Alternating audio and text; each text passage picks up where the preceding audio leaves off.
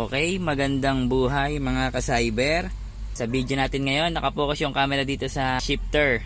Automatic transmission Innova Diesel 2009 model. May cable to sa loob at meron siyang tinatawag na bushing. Yung bushing na yon napuputol yung pinaka-bilog. Yari lang siya sa plastic. So magpapalit tayo ngayon ng tinatawag nating auto transmission bushing lock nut rear gear cable. Papakita ko sa inyo dito sa video na to kung paano siya pinapalitan. Disclaimer lang, hindi po ako mekaniko, nagdi-DIY lang po. Ito pong video na to ay for reference ko rin para sa aking sarili, para sa future kung sakaling wag naman sana magka-trouble ulit, alam ko na kung paano yung gagawin. Ngayon, kung marami kayong budget, pumunta kayo sa mga professional na mekaniko para sila yung magpalit nito para sa inyo, para sure, para walang sablay.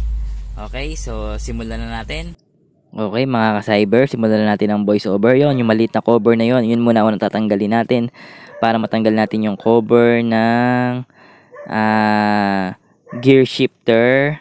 So pag natanggal mo na yung cover na yun na maliit, tapos matatanggal mo na yung nasa ibabaw na yon, then tatanggalin mo na sa ilalim na cover na yan. Meron yung tornilyo 4 na number 10. Yan yung tinatanggal ko na yan. Dalawa sa itaas at dalawa din dun sa may gitna. So sa mga times na yan, niluluwagan ko na yung tornilyo. Mabilis lang yung pinabilis ko yung video para hindi nakakainip. Kasi napakatagal na tong video na to kung talagang hindi magpa-fast forward yung video.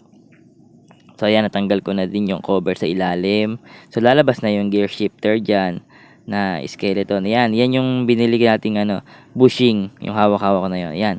So pindutin natin yan para i-unlock natin yung gear kasi nakalock yan para baba natin yung gear doon sa may pinaka low, sa may L. Yan yung gear shifter na binili natin. Yari yan sa stainless, kaya hindi na siya talaga masisira. Yan yung tinatanggal ko ng rubber na yan. Yan yung ginawa ko lang na support lang muna. Ayan muna, pansamantagal lang muna yan. Yan, sinikipan ko lang yung rubber na tsaka pinasok ko doon kasi natanggal na yung pinaka bushing na yung cable na yan. Yari lang sa plastic. Siguro sa sobrang tagal, lumutong na yung plastic yan, naalis na siya. Yan, tinatanggal ko na siya. Kaso hindi ko maikakabit. Yan yung luma, tapos ito yung bago. Yan yung nut na yan. Swak din yan doon sa may bibili na gear shifter na stainless. Kaya lang, ang problema ko dyan, hindi ko siya maikakabit. May susunod ko doon sa may bilog nung cable na yon, pero hindi mo siya maikakabit. Kailangan mo munang tanggalin itong dalawa na to. Dalawang tornilyo na yan. Dalawang tornilyo na nakakabit yung cable. Pag natanggal mo na yan, maikakabit mo na yung gear bushing na yon. Ayan, natanggal ko na dyan sa part na yan. Ayan. Mas madali nating maikakabit. Ayun, suwabing-suwabi lang. Mailalagay natin. Ayan. Ayan, ilalagay ko na dyan sa part ng video na yan. Yung gear shifter bushing na yari sa stainless. At mura lang yan. Lagay ko na lang sa description kung yung link at saka yung price.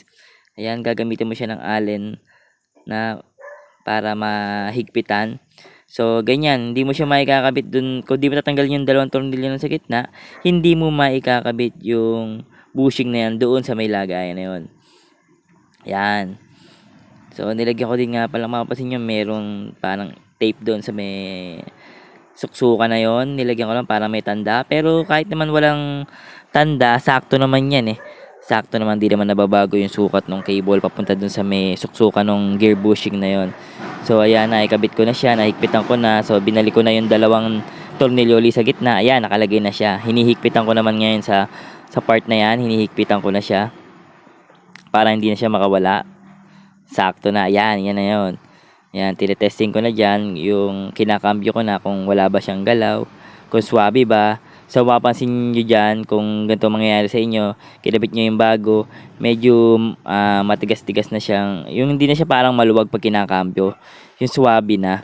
Mararamdaman nyo yung may sira yung gear bushing pag maluwag siya, kaysa doon sa may sakto lang. Yung sakto lang yung bago na yan, ayan. So okay naman, nung naikakambyo ko, nakapark siya, kung ano yung nakalagay doon sa may gear shifter, naka-P, naka-P din dun sa may dashboard. So ayan, kinakabit ko na uli yung yung cover, yan sa may loob ng ano na yan, box na yon. May dalawang tornilyo din, tapos yung dalawang tornilyo sa gitna, dalawang tornilyo sa unahan, ibabalik lang din natin yon. Yan.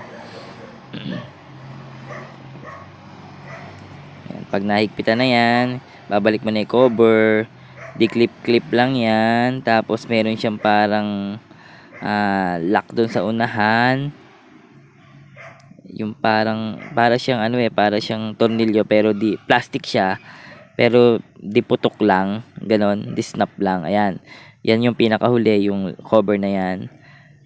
Yan sinasabi ko, yan yung nasa may dalawang gilid na hindi ko kabisado yan pasensya na kayo, hindi ko alam tawag yan, mahina ako sa mga sa mga pangalan Ayan, so yan, tapos kakabit mo na yung pinaka handle ba tawag dyan. Yan. So, tinesting ko naman yan. Okay naman yung pag-shift sa reverse, sa neutral, sa drive, sa park. Mas swabe kaysa nung hindi pa siya napapalitan. Ayan, yung lock nut bushing.